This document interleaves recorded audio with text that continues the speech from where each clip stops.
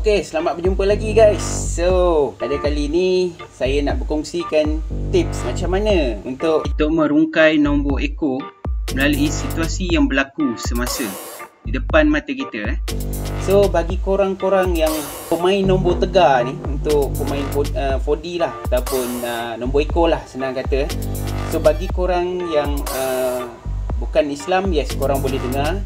Untuk korang yang beragama Islam, korang boleh dengar lah, tapi janganlah main kan, sebab benda ni memang haram kan, haram untuk korang lah. So korang tak boleh. Tapi kalau sekadar korang nak dengar untuk pengetahuan korang, boleh lah, sekadar untuk hiburan kan. So untuk tips kali ni, korang jangan terlalu taksub, jangan terlalu percaya, tapi korang boleh gunakan juga tips kalau korang rasa korang nak cuba. Kalau korang rasa korang nak try test berkaitan dengan tips yang saya bagi ni, korang bolehlah cuba lepas ni kalau korang nak beli nombor lah. Benda ni tak semestinya betul, tak semestinya salah juga, sebab tips yang saya bagi ni adalah berdasarkan pengalaman saya sendiri, bagaimana saya gunakan tips ni untuk saya beli nombor selama ni lah. Untuk 2-3 tahun saya meneka nombor, bermain nombor sendiri kan. Situasi yang pertama adalah situasi kemalangan. Kemalangan ni tak kisahlah, kemalangan melibatkan motosikal ke, kenderaan besar berat macam lori ke, ataupun kereta ke. Okay? Apabila langgar ataupun berlakunya kemalangan, korang boleh perhatikanlah apa nombor kenderaan tersebut, sama ada orang yang dilanggar ataupun orang yang melanggar. Korang boleh beli dua-dua sekali, dan korang boleh beli straight nombor tu, dan boleh beli peng ataupun daripada belakang terus ke depan. Itu salah satulah. Tapi kalau saya sendiri, saya akan libatkan sekali dengan jumlah mangsa yang terlibat dengan kemalangan tersebut. Contohnya, kalaulah kemalangan tersebut melibatkan 3 orang. Contoh nombor kenderaan yang terlibat adalah 1, 2, 3, 4 kan. Tapi yang terlibat tu adalah 3 orang. 2 orang dalam kereta, seorang menunggang motosikal sebagai contoh lah. So saya akan letak 1, 2, 3, 3. Itu contoh lah. Tapi korang boleh ikut, boleh tak ikut juga. Korang kalau nak beli straight pun tak apa. Kalau korang nak tukar sikit dekat belakang tu pun boleh. Tak ada siapa yang halang lah. Itu hak korang kan. Okay, itu untuk kemalangan. Situasi yang kedua adalah situasi luar jangka ataupun yang tak terjangka. Okay, perkara ni selalu berlaku apabila, sebagai contoh orang yang kita tak jangka untuk datang jumpa kita lah. Ini sebagai contoh lah, kawan kita kan, kawan yang dah lama kita tak jumpa tau, tiba-tiba dia datang jumpa kita, tiba-tiba. So dekat situ kita boleh predict lah, ataupun kita boleh teka lah apa nombor yang akan keluar di sebalik daripada perkara yang berlaku dekat depan mata kita sekarang ni. Benda yang tak terjangka lah. Ni sebagai contoh.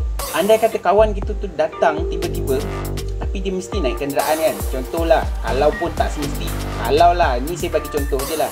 Kalau dia datang naik kenderaan, kita perhatikan nombor kenderaan dia. Contohlah, nombor tadi yang macam saya cakap, 1, 2, 3, 4. Itu sebagai contoh kenderaan dia yang dia guna.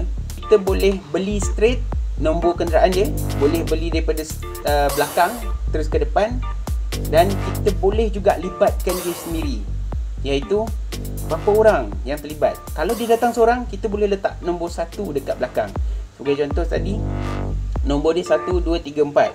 Kita boleh letak 1, 2, 3, 1. Okay, itu sebagai contoh. Kalaulah dia bawa lagi ada 3 orang, so keseluruhan dia orang yang datang 4 orang. Anda katalah kalau dia bawa family dia kan, ataupun kawan-kawan dia ke, so kita boleh letak 4 kat belakang. So jadilah 1, 2, 3, 4 tadi. Okay, itu adalah situasi luar jangka lah. Situasi yang ketiga adalah situasi perkara yang pelik. Sebagai contoh, korang berada di tempat kerja lah, sebagai contoh. Tiba-tiba rakan sekerja korang ada je benda yang berlaku pelik-pelik. Bukan seorang yang pelik, tapi ada beberapa lah, ada 2-3 orang yang berlaku perkara pelik yang berlaku dengan dia orang lah. Sebagai contoh, salah seorang rakan sekerja korang yang baru je memasuki pintu ofis, yang sedang membawa satu botol air, tiba-tiba botol air dia bocor ataupun terjatuh daripada tangan, terlepas daripada tangan dan pecah. selepas daripada tu berlaku pula pada rakan sekerja korang yang lain. Tiba-tiba ketika di tengah berjalan, tanpa dia sedar, seluar dia tiba-tiba terkoyak. Lepas daripada tu, ada pula rakan korang yang baru sampai, tanpa dia sedar, baju yang dia guna adalah dalam keadaan yang terbalik, di mana baju tersebut yang sepatutnya di bahagian luar telah masuk ke kawasan dalam, dan bahagian dalam, jahitan yang bahagian dalam tu terkeluar. Bukan terkeluar, dia gunakan di bahagian luar. Maka tak lama selepas tu, ada pula seorang daripada rakan korang ni, semasa dia tengah bersarapan, tiba-tiba cawan yang digunakan retak ataupun bocor. Maka air minuman dia pun mencurah-curah lah keluar daripada cawan yang dia gunakan. Dekat sini, kalau korang tak dapat teka apa nombor yang akan keluar, korang boleh ambil tarikh hari tersebut. Sebagai contoh lah, tarikh dia pada hari tu adalah 5 hari bulan Julai, 5 hari bulan 7 tahun 2020. Itu sebagai contoh. So kita boleh ambil nombor 5720. So kita boleh main nombor tu. Tapi jangan main straight saja. Kita main iBox ataupun kita pusing semua sekali. Permutation lah, permutation lah. Itu tips dia lah. Okey, untuk yang keempat adalah situasi di mana berlakunya mimpi. Yang mimpi ni memang selalu orang selalu mimpi pasal nombor. Dia tak semestinya orang directly dalam mimpi kita bagi nombor ekor tau. Tapi dia akan datang melalui pelbagai lah, macam-macam lah. Dia kadang-kadang kita mimpi pasal duit, kita mimpi pasal orang. Tapi benda tu dia sebenarnya dia nak bagi kita petunjuk dan petanda lah apa nombor dia sebenarnya. Sebagai contoh lah, kalau kita mimpi pasal duit, tiba-tiba kita dapat duit, contoh RM3,120, maka nombornya adalah 3120. Itu adalah nombornya. Tapi korang jangan beli straight saja nombor. Kebiasaannya nombor daripada mimpi ni dia takkan keluar straight tau. Bila kita belilah iBox. So nanti dia akan pusing. Guarantee punya. Ini pengalaman saya lah. Saya tak pernah lagi kena nombor mimpi yang straight lah, straightforward.